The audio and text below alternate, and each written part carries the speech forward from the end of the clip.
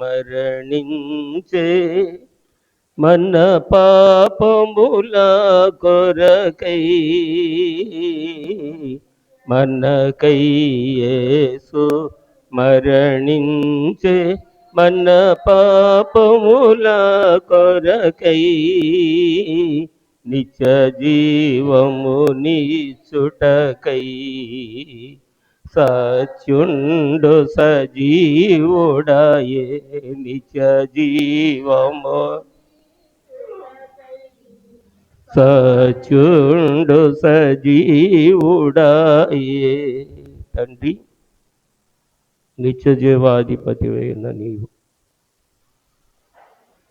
ఎరగక నరుడుకు పడిపోయిన సావు కోతులోండి నరులందరినీ లేపుటకు నర శరీరంలో దాల్చి ఆ మరణపు ముళ్ళును నీ మరణము ద్వారా విరిచి మృత్యుంజయుడివే లేచి నీవు నిత్య జీవంలోనికి ప్రవేశించి నిన్ను అనుసరించు వారందరూ నిత్య జీవంలోనే ఉండాలని నీ శిలువ యాగమును బట్టి కృతజ్ఞత వందనములు చెల్లిస్తున్నా.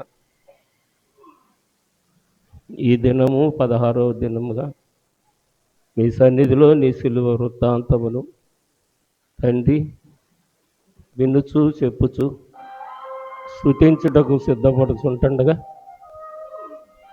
మా స్తుతులపైన ఆసీనుడు అయ్యుండి నీ ఆలోచనాత్మను మాకు అందించి దీవించుమని మృత్యుంజయుడైన యేసు ప్రభు నామంలో ప్రార్థించున్నాను పరమ తండ్రి. పిల్లరా, దైవ సహవాసానికి కూడి వచ్చిన మనందరికీ శిలువనాథుడైనటువంటి క్రీస్తు ఆయన శ్రమలో నిలిచాము, శ్రమలను తలంచుకొనిచున్నాము అని తలంచి తాను ఆదరణ పొంది మనలను ఆశీర్వదించును గాక. ఆమేన్. పిల్లరా, పాడిన పల్లవిలో మనకై యేసు మరణించి మన పాపములు కొరకై నిత్య జీవం నిత్యుట కొరకు నిత్యుడు సత్యుడు అయినటువంటి దేవుడు మృత్యుంజయుడయ్యను అని చెప్పి చరణాన్ని మనం పాడుకొనుట జరిగింది. ఈ దినము 2 కొరింథీ పత్రిక 5వ అధ్యాయంలో కొన్ని వచనాలు ఈ దిన ధ్యానం కొరకు పఠించడం జరిగింది. 2 కొరింథీ పత్రిక 5వ అధ్యాయంలో 15వ వచనం నుండి చివరి వరకు మనం మరొకసారి చదివితే, జీవించు వారిక మీదట తమ కొరకు కాక తమ నిమిత్తము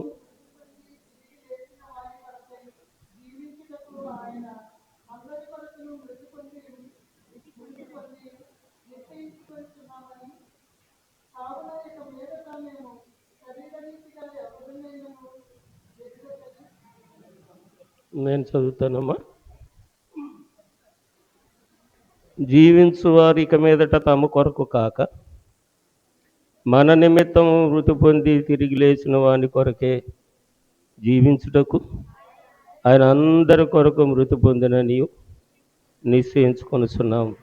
కావున ఇక మీదట మేము శరీరరీతిగా ఎవరినైనా ఎరగము.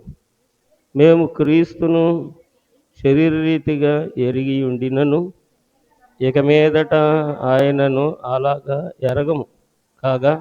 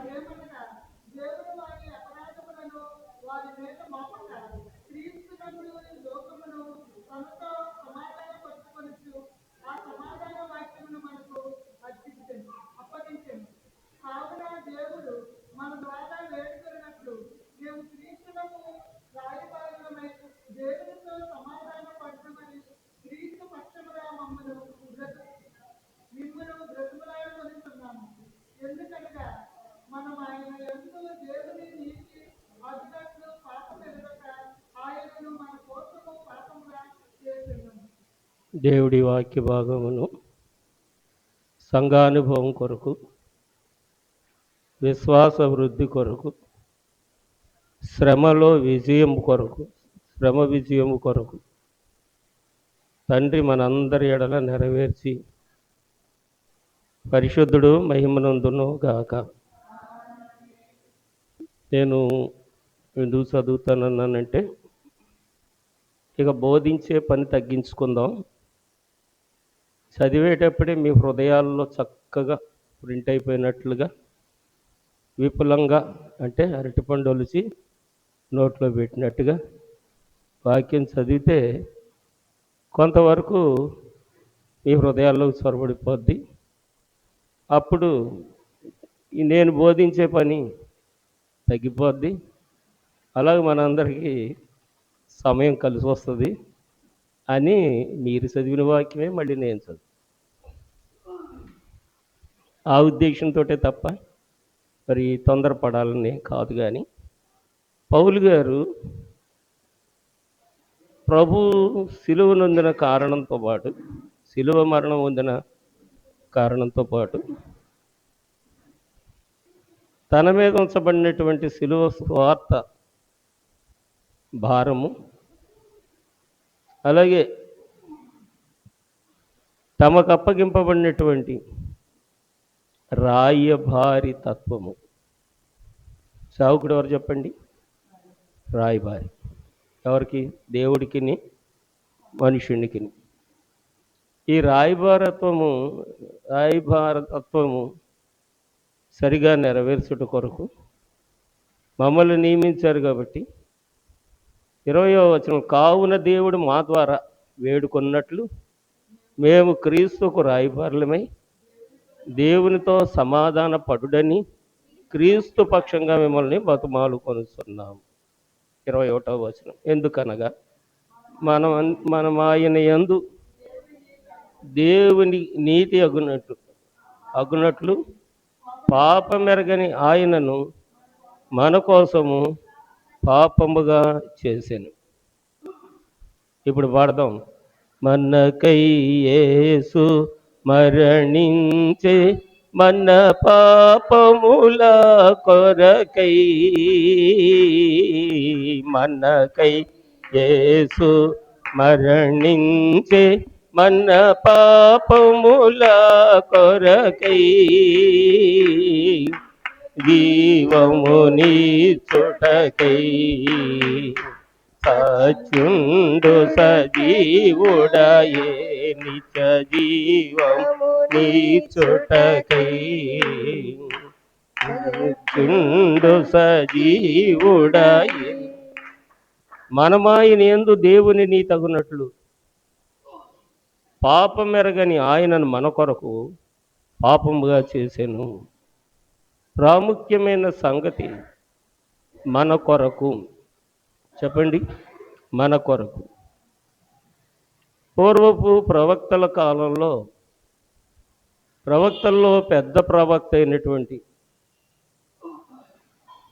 యెషయా గారు 9వ అధ్యాయం 6వ వచనంలో, మనకు శిశువు పుట్టెను, మనకు కుమారుడు అనుగ్రహింపబడను. మన కొరకు మనకు శిశువు పుట్టెను, మనకు కుమారుడు అనుగ్రహింపబడెను. మన కొరకు అన్న మాట మర్చిపోకండి. అంటే ప్రవక్తలలో పెద్దవారైనటువంటి యెషయా ప్రవక్త లోకరక్షకుడైనటువంటి సృష్టికర్త నరరూపము దాల్చింది ఎందుకంటే మన కొరకు, మన కొరకు ఈ రీతిగా కుమారుడిగా ఉండటం కొరకు. భారము బాధ్యత పంచుకోవడం కొరకు, ఆశ అక్కర తీర్చడం కొరకు, అవసరమైతే ఆపదలకు అడ్డుపడుట కొరకు ఆయన రూపాంతరము చెంది మనిషి అయ్యాడు. ఆల్రెడీ అప్పటికే మనం అందరం పెద్దవారయ్యాం కాబట్టి బిడ్డలను కనే స్థాయిలో ఉన్న మనకి కన్నబిడ్డ వలె పసిబిడ్డగా ఆయన జన్మించాడు. కాబట్టి ఆయన్ని ఎత్తుకొనండి, హత్తుకొనండి, ముద్దు పెట్టుకొనండి, హృదయం అనే తొట్టిలో ఉండిపోమ్మని మొర్ర పెట్టుకొనండి. మన కొరకే జన్మించాడు అంటూ యెషయా గారు యేసుక్రీస్తు ప్రభువారి యొక్క జన్మ విషయాలు, బాల్య విషయాలు, భక్తి విషయాలు, వృత్తి విషయాలు, సేవ విషయాలు, ఆయన ప్రధాన యాజకత్వం యొక్క విషయాలు అన్నిటినీ ఆయన జన్మించక పూర్వమే దేవుని ద్వారాగా తెలియపరచబడిన వాడే, బయలుపరచబడిన వాడే. ఆ కాలమందున్నటువంటి దేవుణ్ణి నమ్మిన కాదు, దేవుడే నమ్మిన ప్రజలందరికీ ఈ సంగతులు ఆ ప్రవక్త గారి ద్వారాగా తెలియజేశారు. కాబట్టి ఆయన ఏమన్నారంటే, మనకు శిశువు పుట్టెను, మన కొరకు కుమారుడు అనుగ్రహింపబడి. పిల్లలారా, ఆయన జన్మ మన కొరకే, జీవితము మన కొరకే, ఆయన విద్య మన కొరకే, ఆయన కలిగి ఉన్న దైవత్వము మన కొరకే, యాజకత్వము మన కొరకే. కాబట్టి దేవుడు ఏది చేశాడో దానిని తెలియచేయగా నిదానముగా చూసినవారు, అనగా దేవుని యొక్క ప్రవచన వాక్యమైన, దర్శనమైన, ప్రార్థనే అయినా, తుదకు ధ్యానమే అయినా. ధ్యానం అంటే ఏంటి? అందరం కలిసి మోకాళ్ళు వేసి ఒక అంశాన్ని పట్టుకుని ఆ అంశంలో ఉన్న సంగతులు, మనకి వర్తించేటువంటి సంగతులు, నెరవేర్చము, ఉండకూడనివి తీసి ఉండవలసినవి మాలో నింపుతండి అని. ఏదైనా కానీ ఇవి సందర్భానుసారంగా మనుషులకు వస్తాయి. కానీ ప్రభువారి యొక్క విషయంలో ఏం చేసినా మన కొరకే. అంటే మానవ శరీరాల కొరకే, పశువుల కొరకు కాదు, మృగాల కొరకు కాదు, పక్షుల కొరకు కాదు, పిశాచముల కొరకు కాదు, వృక్షముల కొరకు కాదు, జలముల వరకు కాదు, భూమి ఆకాశముల కొరకు కాదు. మనమెంతో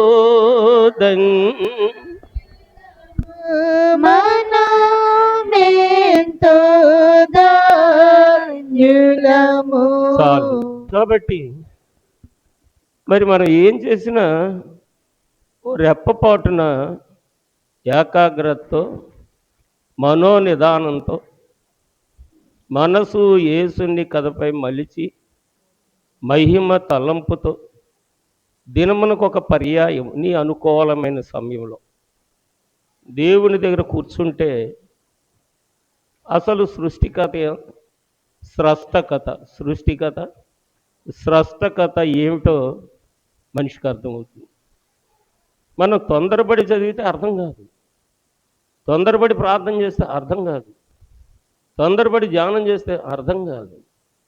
తొందరపడి ఏది చేసినా అర్థం చేసుకోవడానికి మోటుగా మాట్లాడుతున్నాను. ఆటోలో ప్రయాణం కాదు ఇది, పరలోక ప్రయాణము.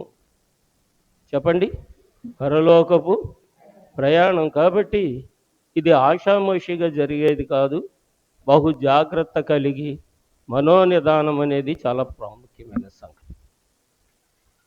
శిష్యుల దగ్గరకు వద్దాం. శిష్యుల దగ్గరకు వస్తే అంత దొందుడుకుతనము, చెప్పింది విన్నా కానీ అర్థం చేసుకోలేకపోవడం, ప్రభు ఏం చెప్పినా గ్రహించలేని మందస్థితి, మాట ఒకటి మనస్సు ఒకటి. నిన్న కూడా జ్ఞాపకం చేశాను. లూకాసు వార్త 18 అధ్యాయం 34 ఆ మాటల్లో ఒకటైనను వారి గ్రహింపరేరి. ప్రభు చెప్పిన మాటల్లో ఒక్కటైనను వారు గ్రహింపరైరి అంటే శిష్యుల సంగతి కూడా. శిష్యులంటే మనమంటే కడవరి కాలపు శిష్యులము. వారు ప్రభువుతో కలిసిమెలిసి తిరిగినటువంటి శిష్యులు. అయితే పిల్లల వారు కూడా ఈ దుడుకుతనమే కలిగి ఉన్నారు తప్ప దేవుడు అప్పగించినటువంటి మనోనిదానం కానీ మహిమ తలంపు కానీ వారు కూడా కలిగి ఉండలేదు. కాబట్టి దేవుని మహిమ మన కొరకు అని గ్రహించడంలో ఒక అడుగు వెనక్కే ఉన్నారు. అయితే కడవరి కాలంలో అందరికంటే కడపటి వాడును చిన్నవాడును అనబడి మనుషులందరికంటేను ధృవీకరింపబడిన వాడును దోషకుడును హానికరుని హంతకుడని తను తాను తెలుసుకొని క్రీస్తు కొరకు జీవిస్తానని నిర్ణయించుకొని మనోనిదానంతో కనిపెట్టుట వలన పౌలు గారికి దేవుడు మహిమ కలిగినటువంటి తలంపులు ఇవ్వడం వలన ఈ 2 కొరింథీ పత్రిక 5వ అధ్యాయంలో కూడా పిల్లలారా 21వ వచనంలో ఎందుకనగా మనమాయన యందు దేవుని నీతి అగునట్లు పాపమెరగని ఆయనను మన కొరకు మన కొరకు మన కొరకు మన కొరకు ఈయన కూడా ఏమంటున్నాడంటే శిలువ చరిత్ర అంతా బాగా చదివి శ్రమ చరిత్ర అంతా నేను చాలాసార్లు చెప్తాను. మీరు సన్నిధి క్రమం చేసిన ప్రార్థనలు చేసినా ఏం చేసినా చదివిన దాన్ని పట్టుకోవడం లేకపోతే చెప్పేదాని గురించి చదవడమో కాదు, కానీ మనోనిదానము మహిమ తలంపు హృదయంలోంచి రావాలి. హృదయంలోంచి తలంపు వచ్చినప్పుడే నీ జీవకు బలం కలుగుతుంది, నీ ఆత్మకు బలం కలుగుతుంది, నీ విశ్వాసానికి నీ నమ్మికకు ధైర్యం పడుతుంది. అట్టి నమ్మిక మనలో గట్టిపడితే నరునికి అసాధ్యమన్నది ఏది కూడా ఉండదు, రానివ్వడు దేవుడు. కాబట్టి పిల్లలారా, మరి ఈ విషయంలోకి వస్తే పౌలు గారు కూడా ఏం చెప్తున్నారంటే ఆయన మరణించింది ఎవరి కొరకు అనుకుంటున్నారు? సిలువ వేయబడింది ఎవరి కొరకు అనుకుంటున్నారు? పాపపు గాడి మోసింది ఎవరి కొరకు అనుకుంటున్నారు? ముళ్ళ కిరీటం పెట్టించుకుంది, కానీ చేతుల్లో కాళ్ళలో బళ్ళలతో శీలమేకులతో గుచ్చుకున్నది కానీ మరి బళ్ళెములతో పక్కటెముకల్లో పొడిపించుకున్న కానీ పాపాత్ములు తిరస్కారం కలిగినటువంటి వారు చేసిన పాపనైజ కార్యములు, ముఖం మీద ఉమ్మేయడం, ముఖం మీద పిడిగుద్దులు గుద్దడం, లేని మాటలు కాని మాటలు చెప్పడం, హాని చేయడం, ఇవన్నీ చేతగాక సహించుకోలేదు. మన కొరకు మన కొరకు మనము క్రీస్తునందు ఏమవ్వాలంటే పిల్లరా దేవుని నీతి అవ్వాలి. పౌలు గారు ఈ సంగతి చెప్తున్నారు. దేవుని నీతి ఎలాగుంటుంది? నాకులాగుంటుంది అంటారు పౌలు గారు. చెప్పండి, దేవుని నీతి ఎలాగుంటుందంటే నాకులాగుంటుంది అంటే నా మాటలాగుంటుంది, నా మనసులాగుంటుంది, నా ప్రవర్తనలాగుంటుంది, నా విశ్వాసంలాగుంటుంది, నా సమర్పణలాగుంటుంది. నేను అందుకే జీవిస్తున్నాను, ఆయన కొరకే జీవిస్తున్నాను. ఆయన సత్యమైతే ఎక్కడ ఏ పని చెయ్యాలన్నా నన్ను నిలబెట్టి తన పని ఆయన చేసుకోవాలి. కాబట్టి నేను ఆయనకులాగా జీవిస్తున్నానని చెప్పడానికి ఎంత మాత్రమును లేసమంత కించంతైనా సరే సందేశింపక క్రీస్తును నేను ప్రకటిస్తున్నాను. కాబట్టి ఆ పైన 20వ వచనంలో మేము రాయబారులము. చెప్పండి, మేము రాయబారులము. రాయబారులమైనటువంటి మా దగ్గర మీరేం చేయాలో తెలుసా? నేర్చుకోవాలి. మా ద్వారా వేడుకొన్నట్లు మేము క్రీస్తుకు రాయబారులమై దేవునితో సమాధాన పడుడని క్రీస్తు పక్షంగా మిమ్మలను బతిమాలు కొనుచున్నాము. దేవునితో సమాధాన పడండి అని క్రీస్తు పక్షంగా నేను మిమ్మలను బ్రతిమలాడుకుంటున్నాను. సిలువ ధ్యానం పరులారా, ఎలా సమాధాన పడతావు? ఏం ఆలోచిస్తున్నావు? ఏం ప్రార్థన చేయాలనుకుంటున్నావు? అంటే నిన్న మొన్న చెప్పాను, ప్రార్థన మనకి మన అనుభవంలో ఉన్నది కాదు, మనం చూస్తున్నది కాదు, మనం కోరుకున్నది కాదు. దేవుడు మనల్ని కోరుకున్న విషయాల్లో మనము ప్రార్థన చేయవలసిన వారమై ఉన్నాం.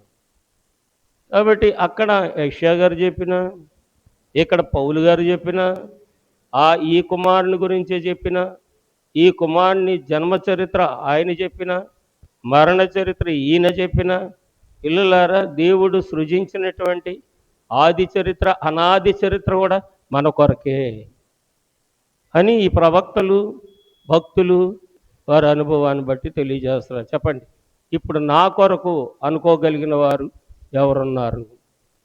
నా కొరకే దేవుడు మనిషి అయ్యాడు, నా కొరకే శిశువు అయ్యాడు, నా కొరకే పశువు వలె పాపం లేనివాడు, నా పాపము కొరకే ఆయన పాపిగా మారిపోయాడు. ఎవరనగలరు? ఎవరైనా అనగలిగితే ఇక నువ్వు పాపం లేనివాడు, పాపం లేని దానివి, కాబట్టి ఇక నువ్వు పాపము చెయ్యకు. పాపాత్మురాలైనటువంటి స్త్రీ రాళ్లతో కొట్టబడుతున్నారు రోమాపత్రిక 8వ అధ్యాయంలో. మనందరికీ తెలుసు ఆ సంగతి. మనందరికీ తెలిసి ఉన్నప్పుడు ఆయన ఏం చేశాడంటే, ఆయన ఒక చోట కూర్చొని జరుగుతున్న ఈ వృత్తాంతం అంతా చూస్తే భక్తులు పెద్దలు గొప్పవారైనటువంటి వారందరూ ఓ పాపాత్మరాల్ని తరుముతున్నారన్న సంగతి మనం ఎరుగుదాం. తరుముతూ ఉంటుండగా ఆ పాపాత్మరాలు యేసయ్య దాపునకు వచ్చి, ఈయన పరిశుద్ధుడని చూడలేదు, ఈయన నీతిమంతుడని చూడలేదు, ఈయన దేవకుమారుడని చూడలేదు, తనకు ఒక దాపు కావాలని ఆ దాపుకి వెళ్ళి ఆనుకుంది. ఆనుకున్న తర్వాత వచ్చిన వారు గమనించి ఈయన అడ్డంగా ఉన్నాడని చెప్పి ఆమెను బయటికి లాగే ప్రయత్నాలు చేస్తే ప్రభువు చెప్పిన మాట మనకు తెలుసు, మీలో పాపం లేనివాడు ముందు రాయి వేయము. ఎవరు రాయి వేయలేదు. ఎవరు రాయి వేయకపోగా అందరూ పాపాత్ముల మీద ఎరిగి తాము సరి చేసుకొని వెళ్ళిపోతే ప్రభు అన్నారు కదా, ఆయన నేల మీద రాస్తున్నటువంటి రాతను బట్టి, పిల్లరా ఆ రాత ఏమో రాయిచుండెను అని ఉంటుంది అక్కడ. నేల మీద ఏమో రాయిచుండెను. ఏమి రాసి ఉంటారు అని అడిగితే కోడిగుడ్డుకి ఏకలు పీకినట్టు. నీకు తోచినట్టు నువ్వు చెప్పచ్చు, నాకు తోచినట్టు నేను చెప్పచ్చు. కానీ ఈరోజు వరకు దేవుడు ఫలానాది రాశాడైనని ఎవరికి ఏ దర్శనంలో కానీ స్వప్నంలో కానీ ఏ భక్తునికి అని తెలియజేయలేదు. కాబట్టి తెలియని విషయాలు దేవుణ్ణి అడిగి తెలుసుకోవాలి తప్ప ఇది ఇలాగా అది అలాగని బోధకుడినైనా నేను చెప్పకూడదు, విశ్వాసివైనా నువ్వు చెప్పకూడదు. ఈ సంగతి ఇలా ఉంటే పిల్లలారా, ఇది ఇలా ఉంటుండగా మరి ప్రభు అడుగుతారు, అమ్మా ఎవరు కొట్టలేదా, ఎవరు ఏమనలేదా? లేదు ప్రభు, ఎవరు ఏమనలేదు. ఎవరు ఏమనకపోతే నేను కూడా నిన్నేమన్నా కానీ ఓ పని చేయి, ఇకను పాపము చెయ్యకు. దేవుడు నా కొరకు జన్మించాడు, దేవుడు నా కొరకు మరణించాడు, కష్టములలో మన కండగా నుండిన, కష్టములలో మన కండగా నుండిన, కర్తను పొగడవే యో మనసా, నష్టములన్నీయు నడసిన యాగురు, నష్టములన్నీయు నడచిన యాగురు, శ్రేష్ఠుని పొగడవే యో మనసా, యేసుని ప్రేమలో నే మారకను, ఇప్పుడు దలచవే యో మనసా. ప్రతి హృదయాన్ని ఆయన టచ్ చేసుకుంటూ వెళ్తున్నాడు. ప్రతి హృదయపు ద్వారము తడుతున్నాడు ఆయా సందర్భాల్లో. నువ్వు దేవుడిని ఎందుకు నమ్ముకున్నావు అంటే ఒక కారణం చెప్తావు, ఎలా నమ్ముకున్నావు అంటే ఒక కారణం చెప్తావు, నేను ఎందుకు నమ్ముకున్నాను ఎలా నమ్ముకున్నాను అంటే ఒక కారణం చెప్తాను. ఈ కారణాలన్నీ కలబోస వేస్తే భూమి ఆకాశంలో పట్టదాలనని ఆశ్చర్య కార్యాలు ఉంటాయి దాంట్లో. అవునా కాదా? అవునన్నవారు అనండి కదా. కాబట్టి దేవుడు ఒక్కొక్కరిని ఒక్కొక్క రీతిగా రక్షించినప్పుడు కష్టముల్లో మనకు అండగా ఉన్న కర్తను పొగుడుతూనే ఉండాలని నువ్వు దేవుణ్ణి నమ్ముకున్నావు, నేను దేవుణ్ణి నమ్ముకున్నాను, మనం దేవుణ్ణి నమ్ముకున్నాం. దేవుణ్ణి నమ్ముకున్న తర్వాత ఇక నువ్వు పాపము చేస్తే నమ్మినవారు కాదు, అమ్మినవారు, అమ్ముకున్నవారు. అమ్ముకోవడం వలన మహిమ దూరం అయిపోతుంది, దేవుని ప్రయాస ఎడబాసిపోతోంది, దేవుని ఆశీర్వాదము అందిపుచ్చుకోలేకపోతున్నాం. వాస్తవ్యానికైతే అందిపుచ్చుకున్నంత సమీపముగా ఉన్నదని దైవజనుడు అన్నారు.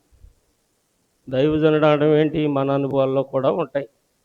మన అనుభవాల్లో కూడా దేవుడు ఎన్నోసార్లు మన ప్రార్థనలు విని మన ఆలోచనలు సఫలపరిచి మన అక్కర్లను తీర్చి దుఃఖితులమై ఉన్న మనము ఆనందభరితులమై సాక్ష్యం చెప్పేవారిగా దేవుడు చేసిన సందర్భాలు లేవా అంటే అందరి జీవితంలో ఉన్నాయి. ఉండి నమ్ముకొని ఇక పాపము చెయ్యకుండా ఉండవలసినటువంటి మానవుడు మనకన్న సంగతిని మరిచిపోవడం వలన పాపానికి దాసుడయ్యాడు. కాబట్టి దేవుడు అనాదిలో చేసినటువంటి అనంత ఆలోచన సభ అంటారు. అనాది సభను ఏమంటారంటే ఆలోచన సభ అంటారు. అక్కడ ఎవరెవరు ఉన్నారు అంటే మనము అనే పదం వినబడుతుంది, కానీ ఎవ్వరు లేరు. ఎవరు లేకపోతే ఏముంది అక్కడ? దేవుని ఆలోచనలు ఉన్నవి. చెప్పండి, దేవుని ఆలోచన ఏమిటి? ప్రేమ, న్యాయము, పరిశుద్ధత, శక్తి, జ్ఞానము, జీవము, స్వతంత్రత, సర్వవ్యాపకత్వం. ఇవే జీవ సులక్షణములు. ఈ జీవ సులక్షణములన్నీ కలిసి నిరాకారాన్ని ఆకారంగా మార్చాలి. నిరాకారమును ఆకారంగా మార్చాలి అనుకొని దేవుడు అనాది సభలో ఒక తీర్మానం చేసుకొని, ఈ మధ్య చెప్పాను మీకు, రాష్ట్ర ప్రభుత్వం వారు కానీ కేంద్ర ప్రభుత్వం వారు కానీ దేశానికి కానీ ప్రజలకు కానీ ఏదైనా చెయ్యాలనుకున్నప్పుడు వారు అసెంబ్లీలో కూర్చొని ఆలోచన చేస్తారు, ఒక నిర్ణయానికి వస్తారు. అందరూ సమ్మతించాక ఒక జీవో శాంక్షన్ చేస్తారు. ఎక్కడి నుంచి వచ్చింది ఇదంటే పరలోకంలోంచి వచ్చిన కథ ఇది కూడా. అనగా దానికి నమూనాలన్నమాట. ఇప్పుడు నీ మనసులోకి ఏదైనా ఆలోచన పుట్టిందన్నా, నా మనసులోకి ఏదైనా ఆలోచన పుట్టిందన్నా, మంచి చేయాలన్నా చెడ్డ చేయాలన్నా, రావాలన్నా లేకపోతే పోవాలన్నా, ఇవాళ రావడానికి వీలు లేదనుకున్న నిర్ణయం తీసుకున్నా నీకు పుట్టిందే. కానీ పిల్లరా, ఇది దేవునిలో నుండి వచ్చిన ఆలోచనలకి ప్రతికూలమైనటువంటి పరిస్థితులను మనకు కనబరుస్తుంటే ఈ దివ్య లక్షణాలన్నీ కలిపి శూన్యమును సృష్టిగా చేయాలి, నిరాకారమును ఆకారం కలగానిగా చేయాలి, మంటిని మనిషిగా చెయ్యాలి, మనిషిని మహిమ కొరకే చెయ్యాలి అనేటువంటి ఆలోచనే అనాది సభ. ఎవరి కొరకు? మన కొరకు. చెప్పండి, మన కొరకు. ఆలోచన సభ ఎవరి కొరకు? మన కొరకు. తర్వాత ఆది చరిత్రను గురించి మరి మొదటి అధ్యాయంలో 2వ భాగం నుంచి చూస్తే మనం మన పోలికన మన స్వరూపం మందు నరుని చేద్దామని దేవుడు 26వ వచనం నుంచి ఆలోచించినట్లుగా చూస్తాం. ఎవరి కొరకు? మన కొరకు. కాబట్టి మనము అంటే మనుష్య జాతి కొరకు, మనుష్య జీవి కొరకు. ఈ సంగతులన్నిటినీ ప్రవక్తలు అలాగే సిలువ ధ్యాన పరులైన వారు యేసు సిలువ మోసారంటే ఎవరి కొరకంటే మన కొరకే. ఇక చిట్ట చివరిగా వస్తే పిల్లలారా, చిట్ట చివరిగా మాటను మనం చెప్తే పాపము లేని ఆయనను మన కోసము పాపముగా చేసెను. పాపమేరుగా నటి ప్రభుని బాధ పెట్టిరి, పాపమేరుగా నటి ప్రభుని బాధ పెట్టిరి, శాపవాక్యములను పెట్టి శ్రమలు పెట్టి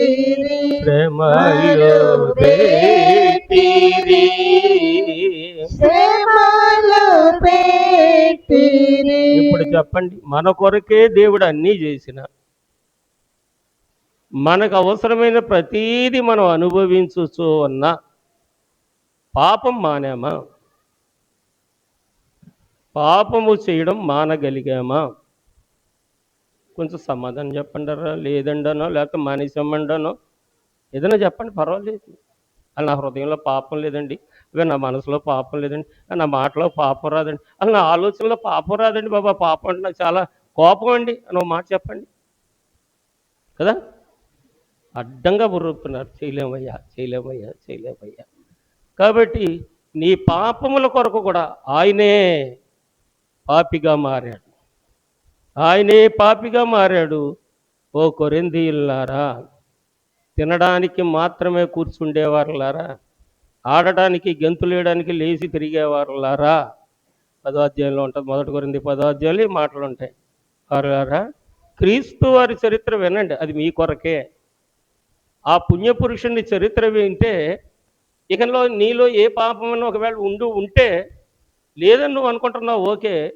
కానీ మనకు తెలియని పాపాలు, దేవుడికి మాత్రమే ఎరుగున్న పాపాలు నీలో నాలో మనలో ఎవరైనా ఉంటే దాన్ని భరించడానికే ఈ శిలువ యాగము యజ్ఞము అని పౌలు గారు చెప్తూ, పిల్లలారా మీలో పాపమును, నేను పాపిని ప్రభా అంటే బాహాటంగా పాపం లేదని ఒప్పుకోగలుగుతున్నావు, ఇవాళ పాపం లేకుండా ఉండలేకపోతున్నావు, పడిపోతున్నావు, మళ్ళీ నువ్వు లేవనెత్తుతున్నావు తండ్రి అని సన్నిధి క్రమంలో మనం చేస్తూ ఉంటాం కదా. కాబట్టి ఆ సంగతులు మనసు పెట్టాలి, అది భక్తి. దైవత్వంతో సహవాసము అది.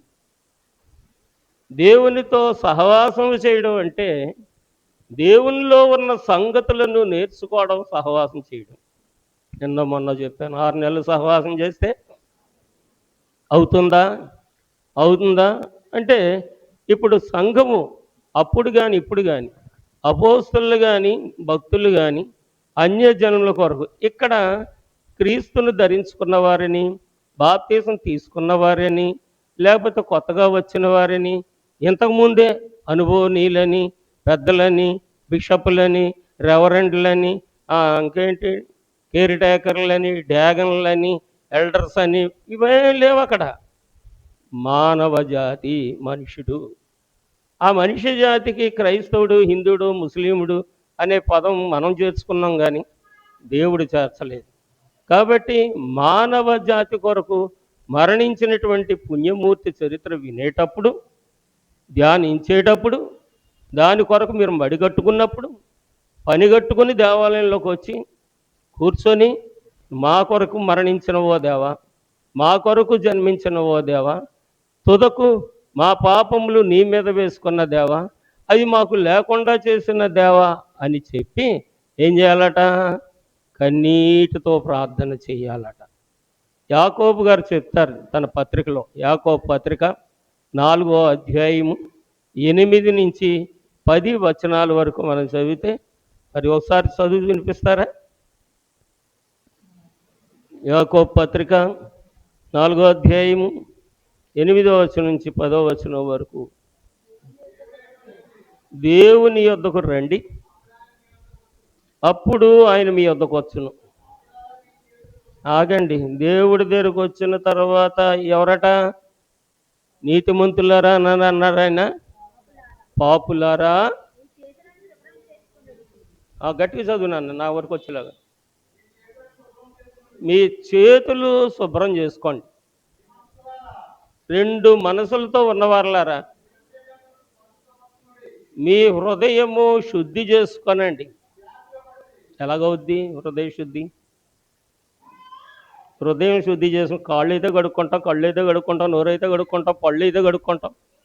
హృదయం ఎలా కడుక్కుంటాం అంటే, పిల్లలారా పాపముల నుంచి నన్ను కడుగు తండ్రి, విడిపించు తండ్రి అంటే మొదటి శుద్ధి ఇది దేహం కాదు, హృదయము. పాపిని యేసు ప్రభు, పాపిని యేసు ప్రభు, పాపిని యేసు ప్రభు, నే పాపిని యేసు ప్రభు, రానుంటిని నీ రక్షించుము యేసు ప్రభు రానుంటిని నీ దరికి రక్షించుము యేసు ప్రభు. ఇది చాలా పెద్ద చరిత్ర, కుదించి కట్ చేసుకుంటూ వెళుతున్నాను. దేవుని దగ్గరకు వచ్చిన తర్వాత నేను పాపినని ఒప్పుకోవాలి, తప్పదరా. మనం మగధీరులం కావచ్చు, బలవంతులం కావచ్చు, జ్ఞానవంతులం కావచ్చు, బహుశా మనకు కొమ్ములే వచ్చేసి ఉండొచ్చు, మీసాలు ఎమ్మెల్యే తిప్పేసేవారం అయి ఉండొచ్చు, ఏమైనా చెయ్యొచ్చు. కానీ నిన్ను చేసిన వాని ఎదుట మాత్రం నువ్వు తగ్గే ఉండాలి. అది సృష్టి ధర్మం. నిన్ను నన్ను మనల్ని కలుగజేసిన దేవుని దగ్గర మాత్రం అకాయలు మనమైనా అంతే, పిల్లలు మీరైనా అంతే, ఎవరైనా అంతే. కాబట్టి తగ్గే ఉండాలి. హృదయాన్ని అడుక్కొనండి. తర్వాత చదువునన్నా, వ్యాకుల పడండి, దుఃఖపడండి, ఏడవండి, నవ్వును దుఃఖమునకు మీ ఆనందం చింతకును మార్చుకొనండి.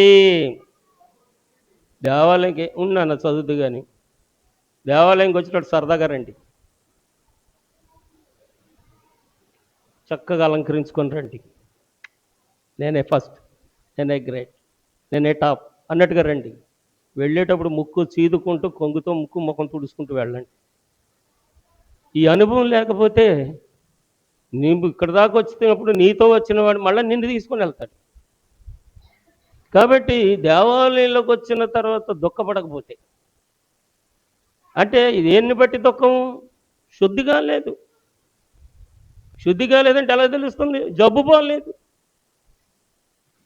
రుణం తీరలేదు, బెంగ పోలేదు, భయం పోలేదు, ధైర్యం కలగట్లేదు, బ్రతికేంటో అర్థం కావట్లేదు, ఎలా బ్రతకగలవో, ఎలా జీవితం మారుతుందో అర్థం కావట్లేదు. కాబట్టి పాపంతో ఉన్నాను. ఏడవండి, చదవండి అన్న. దేవుని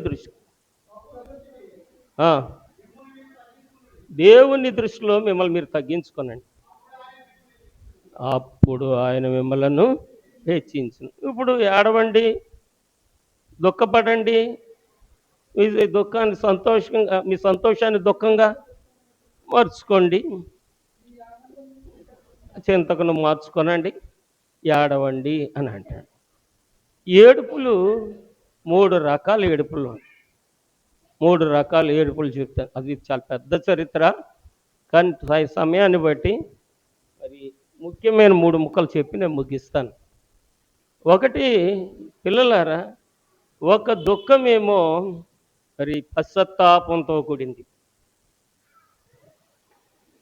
ఒక దుఃఖము పశ్చాత్తాపంతో కూడింది. రెండవ దుఃఖము శ్రమానుభవంతో కూడింది. మూడవ దుఃఖము కృతజ్ఞతతో కూడింది.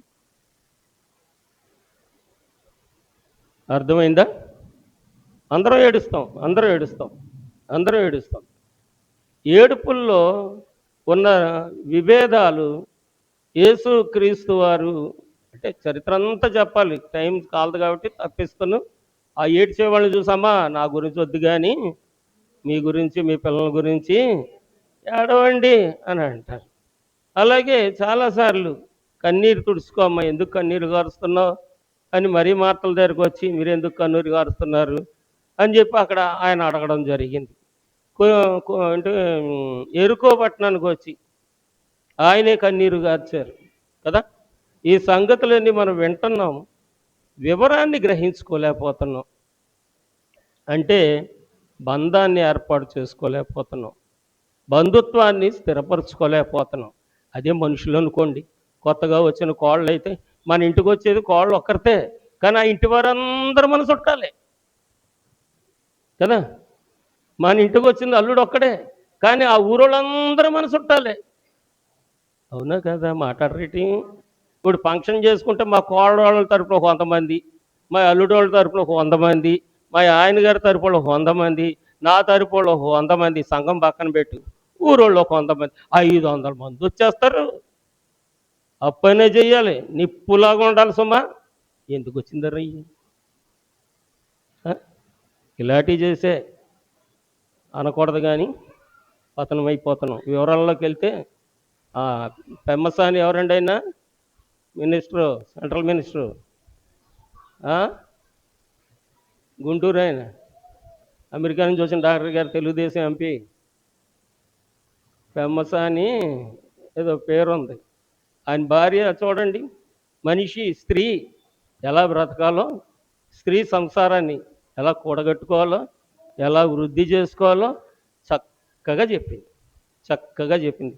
ఆవిడకి ఎన్ని లైక్లు వెళ్తున్నాయో, అమ్మ జీవితాన్ని ఎలా దిద్దుకోవాలో చక్కగా చెప్పావు, బిడ్డల్ని ఎలా దిద్దుకోవాలో చక్కగా చెప్పావు. ఫస్ట్ టైం అన్నమాట ఆవిడ వాట్సాప్లో వచ్చి మెసేజ్ పెట్టింది. కాబట్టి కొన్ని విషయాలు నేర్చుకోవాలి.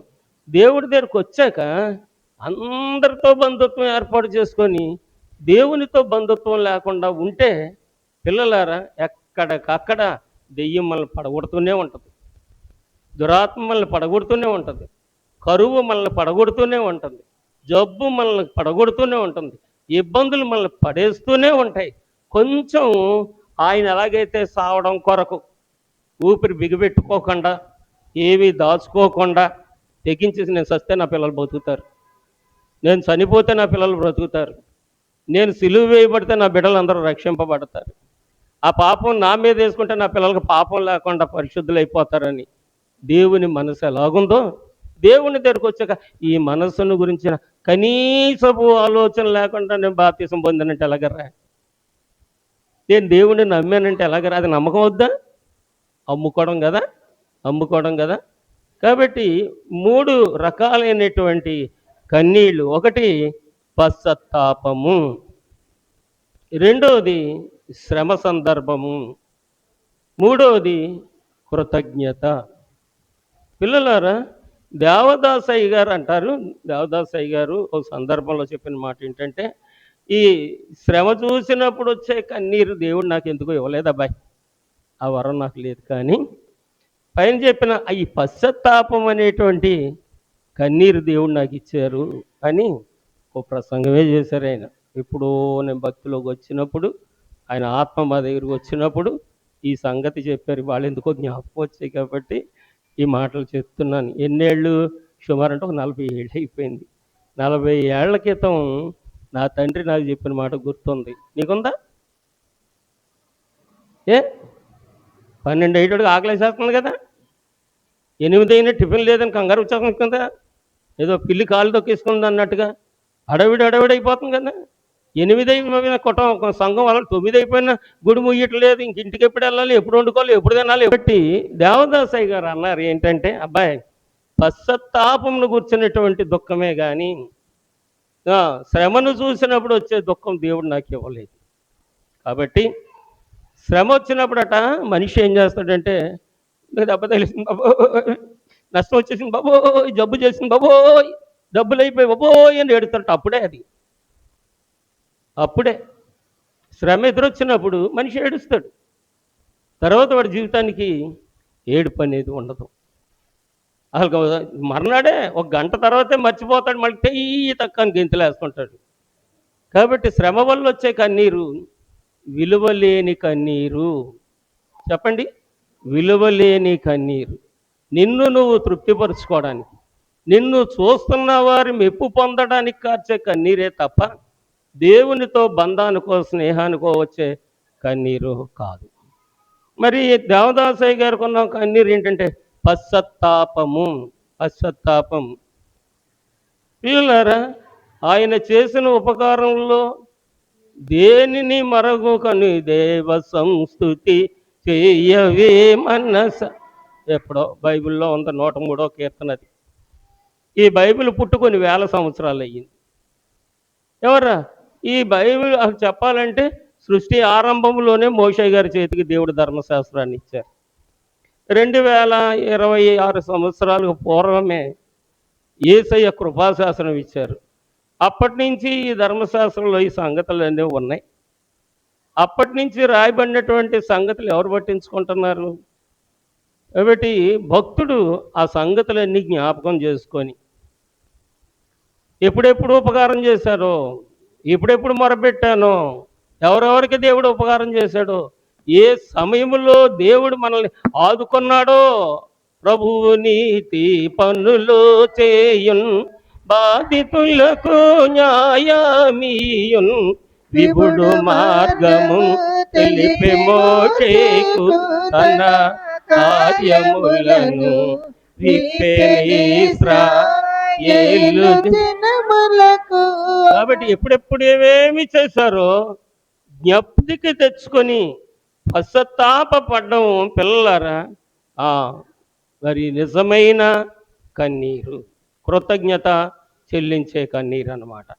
ఈ మూడోది కూడా కృతజ్ఞత అంటే చేసిన ఉపకారముల కొరకు కూడా ఏడవాలి.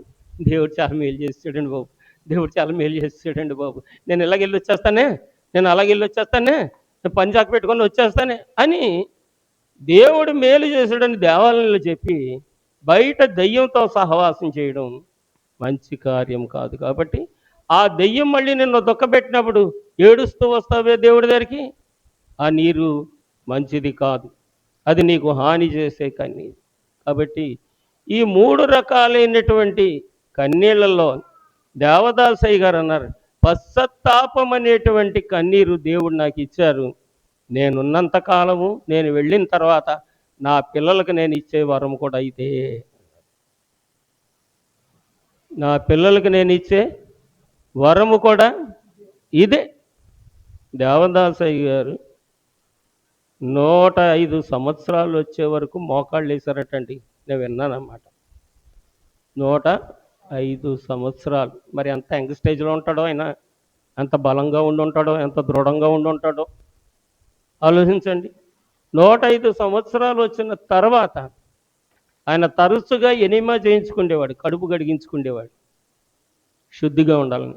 ఆ హేతు చేత బలహీనుడై పడక కుర్చీలో కూర్చొని వాక్యాన్ని గుండెల మీద పెట్టుకొని, చిన్నపిల్లల్ని అలాగా మనం గుండెల మీద వేసుకుంటాం, అలాగా బైబిల్ గ్రంథాన్ని గుండెల మీద వేసుకొని దైవ ధ్యానం చేస్తూ దేవుడితో మాట్లాడుతూ నరలోక పరలోక సంచారం చేసిన పరిశుద్ధుడు శ్రీ ముంగమూరి దేవదాసయ్య. కాబట్టి ఇవాళ మనకి పట్టుమని 25 ఏళ్ళు లేని వాళ్ళు కూడా మోకరించడం. పశ్చాత్తాపం అంటే ఎక్కడి నుంచి వస్తుంది? పశ్చాత్తాపం శరీరం మందమైపోయినప్పుడు, శరీరం మనల్ని మోసగిస్తున్నప్పుడు, తిను తాగు సుఖించమని చెప్పి ఈ శరీరం మనల్ని కృంగతీస్తున్నప్పుడు పశ్చాత్తాపం ఎక్కడి నుంచి వస్తుంది? రాదు. పశ్చాత్తాపం రాకపోతే హృదయశుద్ధి కలగదు, హృదయశుద్ధి కలగకపోతే పాపం బయటికి వెళ్ళదు, పాపం బయటికి వెళ్ళకపోతే జబ్బు నిన్ను వదలదు, జబ్బు వదలదు, ఇబ్బంది వదలదు, ఇంకా ఏ విధమైనటువంటి కీడు నిన్ను వదిలి వెళ్ళదు, అది నీ మీద ఏలుబడి చేస్తుంటుంది. కాబట్టి ఈ చివరి వచనంలో ఏమంటారంటే, పిల్లలారా, ఎందుకనగా మనమాయని యందు దేవుని నీతి అగునట్లు పాపం మెరగని ఆయనను మన కొరకు పాపముగా చేసెను. ఈ పాపి మరణించాలి, పాపి శిక్ష అనుభవించాలి, పాపం చేసినోడు ఆ కీడును చూడాలి. కానీ పాపికున్న కీడంతా, పాపికున్న శిక్ష అంతా, పాపికున్న మరణము, దాని ఫలితము ఆయన మీద వేసుకొని అది తనను ఆశ్రయించిన వారికి అనగా యేసునామదారులందరూ ఎంతో ధన్యులు. కాబట్టి ఈ యేసునామదారులు ఇవి ఉండకూడదు. వీళ్ళకి ఈ కీడు ఉంది, ఇంకా ఈ నష్టం ఉంది, ఈ కష్టం ఉంది, ఈ రుణం తీరడం లేదు, ఈ జబ్బు వదలడం లేదు, ఈ అలవాటు పోవడం లేదు అంటే ఇంకా నువ్వు పాపాన్ని వదలలేదు, ఆ పాపం నుండి తప్పించమని అడగలేదు, ఉన్న పాపాన్ని విడిచిపెట్టే ప్రయత్నం చేయడం లేదు, శరీరాన్ని నలగొట్టుకునే ప్రయత్నం నువ్వు చేయడం లేదు, ఆత్మను శుద్ధి చేసుకునే ప్రయత్నం నరుడు చేయడం లేదు. మన కొరకే జన్మ, మన కొరకే జీవితము, మన కొరకే మరణము, మన కొరకే శిలువ శ్రమ, మన కొరకే పునరుద్ధానము, మన కొరకే ఆరోహణము, మన కొరకే. ఇన్ని మేళ్ళు చేసినటువంటి క్రీస్తు మేలు అనే స్వభావం నీలోకి వస్తే నీకేం వస్తుందంటే పశ్చాత్తాపం వస్తుంది. అది మేలన్న సంగతి నువ్వు గ్రహించకపోతే నీ హృదయంలోనికి పశ్చాత్తాపం రాదు. దురాత్మ గూడు కట్టుకొని ఉంటుంది. పిల్లలారా, కొరింథీ రాసిన మొదటి పత్రిక 1వ అధ్యాయము 30వ వచనం ఒకసారి చదువుదాం. మొదటి కొరింథీ పత్రిక 1వ అధ్యాయము. అతిశయించువాడు సంతోషించేవాడు ప్రభువుని బట్టే సంతోషించవలెను అని రాయబడినది నెరవేరినట్లు దేవుని మూలముగా ఆయన మనకు జ్ఞానమును నీతియు పరిశుద్ధతయు విమోచనమాను ఆయను. దేవుని యందు నరుడు ఆనందించినట్లుగా సంతోషించినట్లుగా రాయబడినట్లు దేవుని మూలముగా ఆయన మనకు ఒకటి జ్ఞానం ఇస్తున్నాడు, రెండవది నీతిమంతులుగా చేస్తున్నాడు, మూడవది పరిశుద్ధతను దయచేస్తున్నాడు, నాలుగవది ఏంటంటే విమోచనము. అన్నిటి నుండి, అన్ని సంకటముల నుండి, అన్ని ఆపదల నుండి, అన్ని పాపముల నుండి పరిహరించి దేవుడు నరుడు కలిసి జీవనం సాగించాలనేది దేవుని యొక్క ఉద్దేశం. కాబట్టి పౌలు గారు అంటారు, మా దగ్గర మీరు నేర్చుకోండి. అందుకనే దేవుడు మమ్మల్ని రాయబారిగా ఏర్పాటు చేశాడు. నేను లోకంలో దేన్ని ఆశించలేదు, దేన్ని కోరుకోలేదు, దేని కొరకు నేను జీవించట్లేదు. నేను నా క్రీస్తు కొరకు జీవిస్తున్నాను, మీ కొరకు జీవిస్తున్నాను అని చెప్పి పరిశుద్ధ పౌలు గారు 2 కొరింథీ పత్రిక, అంటే కొరింథీలకు, అంటే తినడానికి తిరగడానికి అలవాటు పడిపోయిన ఈ జనానికి ఈ సంగతులను ఆయన తెలియచేశారు. ఏ దృష్టిలో ఉన్నావో, ఏ విశ్వాసంలో ఉన్నావో, నీ విశ్వాసం దేని మీద ఆనుకొని ఉంటుందో, దేనికి ఇంపార్టెన్స్ ఇస్తున్నావో, తినడానికి తిరగడానికి బలంగా ఒళ్ళు కాపాడుకోవద్దని నేను అంటలేదు. దేవుని చిత్తము లేకుండా ఆహారం తీసి తిని బ్రతకగలిగిన వాడు ఎవడు ఉన్నాడు అని సొలొమోను గారు అంటారు ప్రసంగి గ్రంథంలో. మనం తినే ఆహారం దేవుడు ఆశీర్వదించాలంట. ఇవాళ ఫంక్షన్కి వెళ్తున్నాం కదా అని ఉరకా బరకా తినేస్తే అది జబ్బే, కానీ దానివల్ల ప్రయోజనం లేదు. యెహోవా ఈ ఆహారమును పానమును దీవించును, అప్పుడు నీ కడుపు దిగబడినది గొడ్డుదియు నీ దేశంలో ఉండదు అన్నాడు. దేవుడు మన ఆహారాన్ని దీవించకపోతే మనం ఎంత తిన్నా వంట పట్టదు, సరే కదా, ఒంటికి జబ్బు మాత్రం తప్పదు. కాబట్టి తినద్దని నేను అంటలేదు, కానీ ఈ తిండి కొరకు జీవించొద్దు, ఈ తిండి గురించి పరుగులెట్టద్దు. ఈ తిండే జీవితం కాదు, నీకు ఒక రక్షణ మార్గం అనగా నీకు ఒక బ్రతుకు తెరువు దేవుడు చూపించాడు. అది నీ మీదే ఆధారపడి ఉంది, నీ కష్టార్జితం మీదే ఆధారపడి ఉంది, నీ కాలు చేతుల మీదే ఆధారపడి ఉన్నాయి, దేవుడు నీకు ఇచ్చిన జ్ఞానం మీదే ఆధారపడి ఉంది. దాన్ని బేస్ చేసుకో. ఎవడో వచ్చి ఏదో చేస్తాడని ఆడి మీద ఆధారపడితే ఇల్లు వల్లు పిల్లలు ఇల్లాలు అన్ని గొల్ల. ఈ సంగతులు పౌలు గారు కొరింథీ సంఘానికి తెలియజేసినట్లుగా ఈరోజు మరి సమయం తక్కువ ఉంది కాబట్టి వివరంగా చెప్పలేకపోయాను. కొన్ని సంగతులు మాత్రమే మేము ముందు ఉంచాను. ప్రార్థన చేసుకుందాం.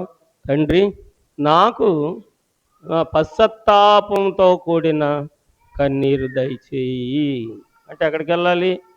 ఏ రోజు నన్ను నేలనేసావో, నాటి నుండి నేటి వరకు నేను ఎలా పెరిగానో, నన్ను ఎలా పెంచావో, ఎన్ని సుఖాలు అనుభవించానో, ఎన్ని కష్టాలు అనుభవించానో, ఎన్ని కన్నీళ్లు గార్చాను, మరుగు లేకుండా అవి నా కంటికి కనబడినట్టుగా చేసి నీ ఎదుట నేను దుఃఖముతో నిన్ను మహిమపరిచే భాగ్యము ఆత్మను నాకు ఇమ్ము తండ్రి. అంటే యథార్థంగా నీవు సిలువను ఎత్తుకున్న వాడవే, సిలువను మోసిన దానవే.